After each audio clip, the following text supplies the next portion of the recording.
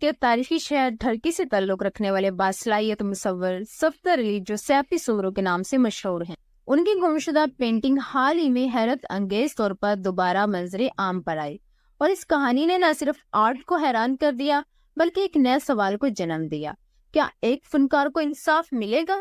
یہ واقعہ 2016 سے شروع ہوتا ہے، جب سیاپی سمرو جامشور یونیورسٹی میں فائنل ایئر کے طالب علم تھے اور اپنے تھیسس کے لیے گہری روحانی اور بصری طاقت کی حامل پینٹنگز کی سیریز تخلیق کی تھی۔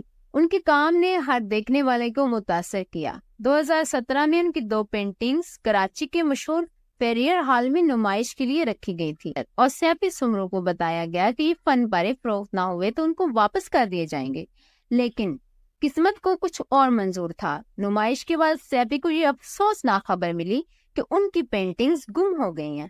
سیاپی کے لیے ایک ناقابل یقین صدمہ تھا۔ ان کی محنت، تخلیق اور خواب سب ایک لمحے میں چھن گئے۔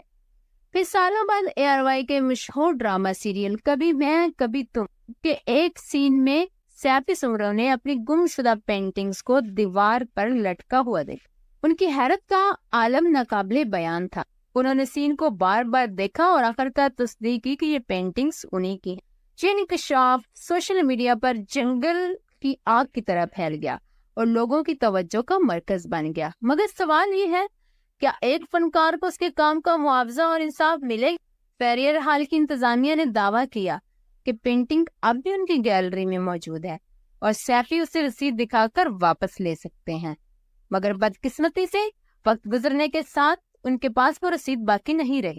یہاں پر صرف سیاپی سمرو کا مسئلہ نہیں بلکہ ہر اس فنکار کا سوال ہے جو اپنی محنت سے کچھ تخلیق کرتا ہے اور پھر نظام کی پیچیدگیوں کی نظر ہو جاتا ہے۔ سیاپی سمرو کو نہ صرف اپنی گم شدہ پینٹنگز واپس ملنی چاہیے بلکہ ان کا حق اور معاوضہ بھی ادا کیا جانا چاہیے تاکہ وہ اپنی محنت کا صلہ پا سکے اور انصاف حاصل کر سکے۔